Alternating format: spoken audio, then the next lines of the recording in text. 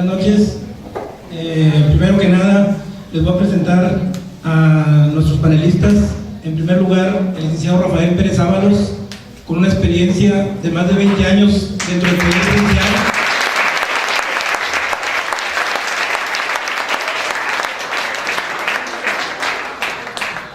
Tenemos la fortuna de tenerlo aquí después de haber sido juez de primera instancia en Ciudad Victoria, en Matamoros, en esta ciudad, y una larga trayectoria dentro del Poder Judicial, especialista en materia familiar y en materia civil. Tenemos también con nosotros al licenciado Manuel Saldaña Castillo, secretario de Acuerdos actual de esta ciudad.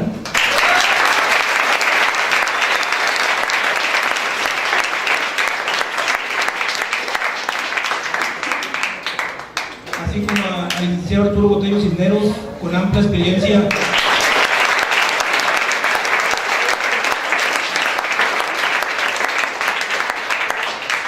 sobre el tema de violencia, tomando en consideración que fue por más de 6 años procurador de la defensa del menor y de la familia en esta ciudad. Además, los tres gozan de amplia experiencia docente, por eso me atreví a invitarlos. ¿Por qué violencia? ¿Por qué la universidad escogió el tema violencia?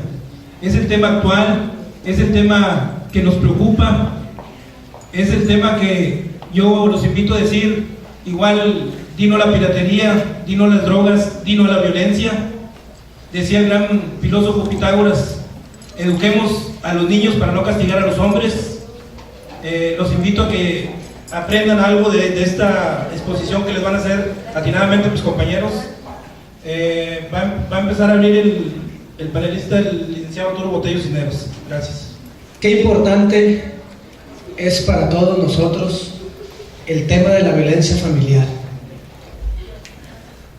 Es sin duda un fenómeno que afecta a todas y a cada una de las personas, y sobre todo al ente de la familia.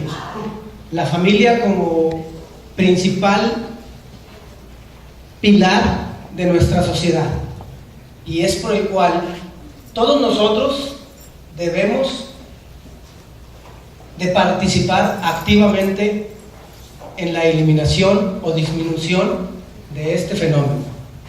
Este tema para mí es muy importante.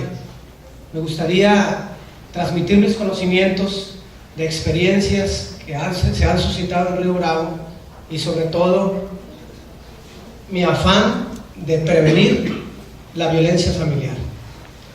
La violencia familiar en Tamaulipas se ha destacado ampliamente a partir de 2006 hacia adelante, cuando el gobierno del estado ha implementado medidas dentro de nuestro Código Penal y nuestra Ley de Violencia Familiar.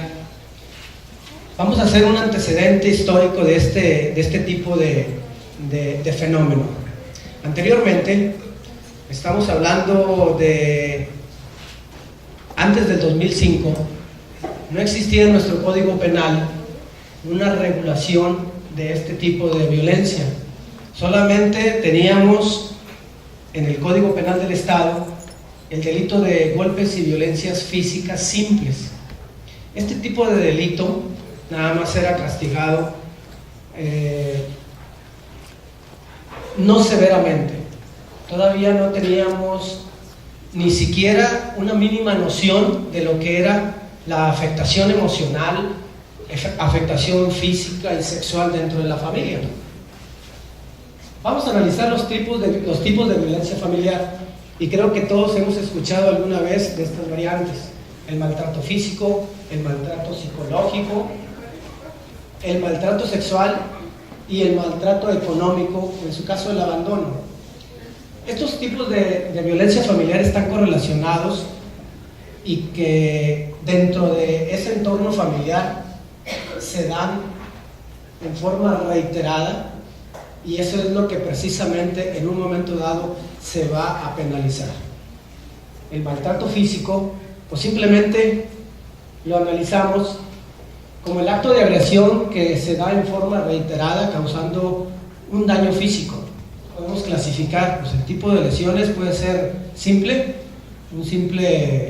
una escoriación dermoepidérmica, una lesión cualquiera, hasta puede llegar a causar la muerte. Esta agresión se da por el violentador directamente a su familia o a algún familiar, a un miembro de la familia, causándole una afectación física, y por eso están clasificadas para ver específicamente el tipo de afectación. Bueno, sí, buenas noches. Vamos a tratar también el tema un poquito de la violencia intrafamiliar. Ya escuchamos por ahí al licenciado Botello cómo nos dio ejemplos de cómo se maltratada la familia, los hijos, ¿sí? En ocasiones a la señora, ¿sí? De vez en cuando, no muy seguido, hay casos de que nada más a veces, ¿sí? A veces, pero es diario, es cuando se golpean, ¿verdad? Muchas veces, como dice el licenciado, hay personas que llegan golpeados, hay maltratos de los hombres hacia las mujeres, pero también hay maltratos de las mujeres hacia los hombres. Él dio un ejemplo del señor que llegó golpeado a su despacho, pero nosotros, como autoridades, ¿sí? Ojalá y nunca lleguen allí con nosotros, ¿verdad? Ojalá y nunca se les ofrezca sacar algo de violencia intrafamiliar. Si están casados, acuérdense que el amor entre la familia es lo más bonito. Si están solteros, entre las parejas, ¿verdad? También los golpes no son buenos. Acuérdense que la violencia no nomás es los golpes, la violencia es verbal, ¿sí? Es psicológicamente, ¿sí? La violencia no se maneja nada más que te pongas como sparring, que te pongan los guantes y empiezas a pelear. Sí, a veces que te dice, no me vas a dar de comer, ¿sí? No me vas a planchar la ropa. No te voy a dar para que vayas a tu té, a tu dieta, a tu malteada, ¿sí? Entonces, por ahí hay cuestiones, ¿verdad? Se da el caso por ahí que una vez, estando en el juzgado, se tenía una audiencia de divorcio, y en esa audiencia de divorcio, bueno, pues ya saben que es un divorcio voluntario. Por ahí ya les tuvieron que hablar de lo que es el divorcio voluntario, el divorcio administrativo y el divorcio necesario, ¿verdad? Cuando es necesario, ¿sí? Cuando ya es necesario es porque ya hay golpes, ¿sí? Y que no se da por la vía voluntaria, que se tiene que hacer por la vía necesaria. Pero una vez por ahí les platicaba yo que llegó una pareja ya de señores, ya vamos a hablar de 50 años hacia arriba, y ya cuando estamos 50 años arriba, pues ya tenemos un poquito de experiencia, ¿no? Y se supone que ya no hay agresiones. En este caso me dice el señor, dice, oiga, ¿cuánto tiempo se va a llevar a cabo el divorcio? Digo, no, pues nada más se lleva a cabo la primera audiencia y luego llevamos a cabo la segunda, porque hay un menor. Mi menor tenía alrededor de unos 16 años más o menos, y luego me dice, ¿sabe qué? Dice, es que yo quiero que sea rápido. No puede ser rápido. Digo, ¿por qué, oiga? ¿Por qué lo quiero usted tan rápido? Pues son dos seres civilizados, son mayores de edad, se supone que ustedes ya saben cuáles son los derechos de cada uno. Digo, sí, ¿sabe qué? Sí, mire, ayer estaba dormido y por poco la señora me mata. Y le pregunto yo a la señora, oiga, señora, ¿usted hizo eso? Dijo, sí.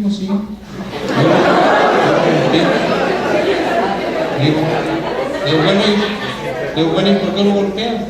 Se supone que ya se están divorciando. Se supone que ya entre ustedes son personas adultas, ¿verdad?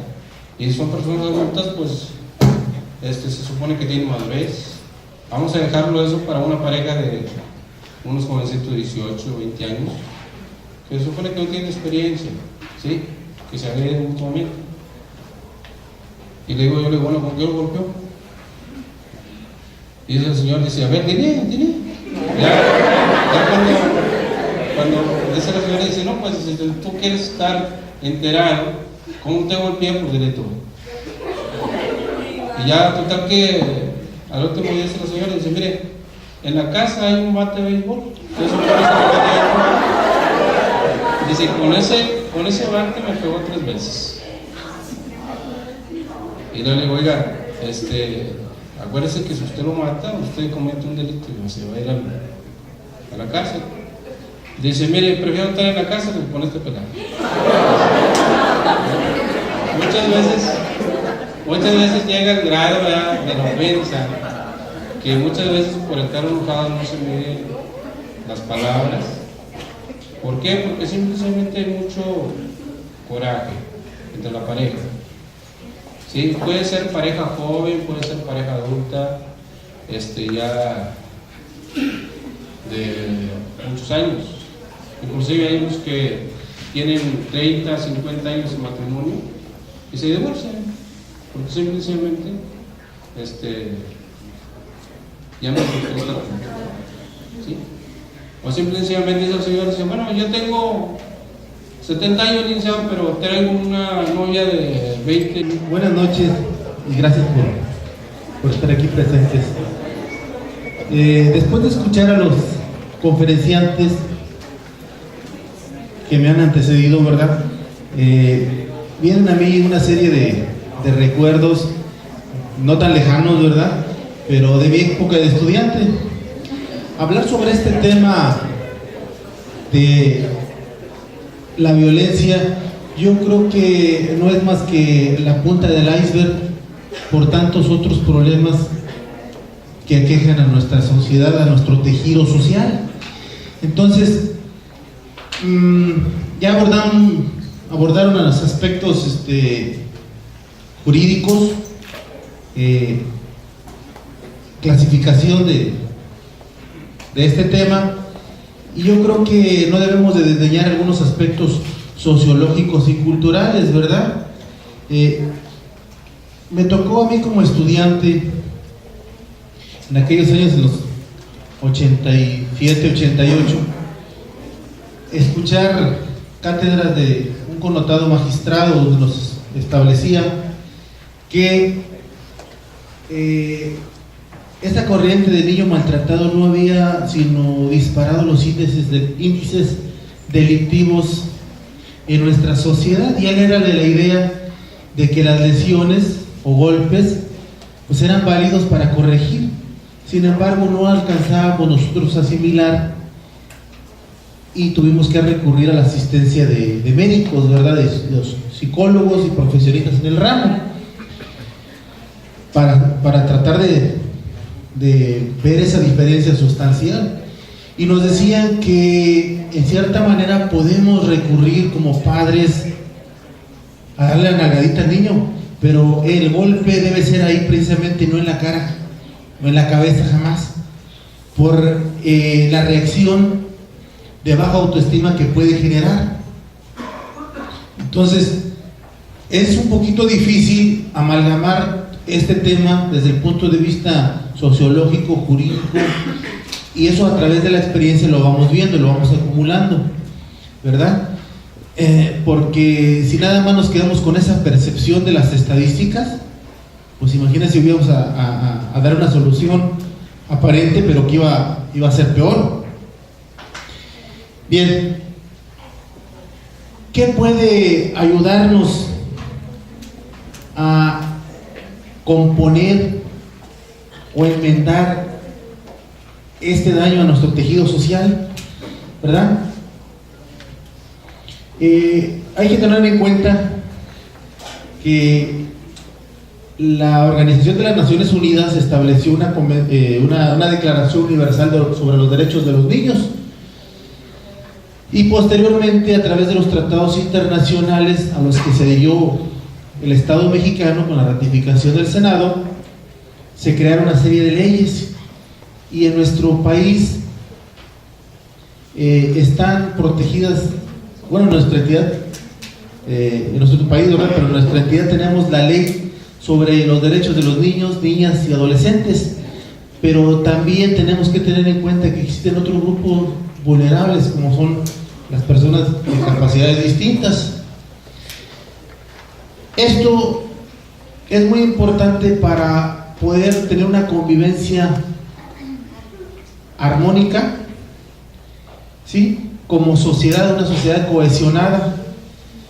Sin embargo, a veces tratamos nada más de atacar los efectos y no las causas. Pueden existir una serie de procuradurías para atender los daños que acontecen en la sociedad, pero ¿por qué no verificar qué ha provocado este elevado índice de problemas sociales? Considero en lo particular que nuestra serie de políticas seccionales en ocasiones, con propósitos tal vez esos fines nobles, a veces nos ha faltado un tipo de continuidad. Quien no recuerda, por ejemplo, me tocó vivir mi infancia en los 70s y en los principios de los 80s, donde se pugnaba por una planificación familiar. Nos decían de otra manera, la familia pequeña vive mejor, porque se consideraba, ¿verdad?, desde el punto de vista que eso podía ayudar a los padres a atender mejor la condición de sus menores. En cierta manera podemos rescatar lo más importante de ahí. Después venía una serie de programas sociales donde nos hablaban sobre la solidaridad, sobre bienestar, pero nuestros planes seccionales desafortunadamente son eso, y no tratamos de rescatar lo más loable, los esfuerzos más importantes de anteriores periodos gubernamentales. Bien.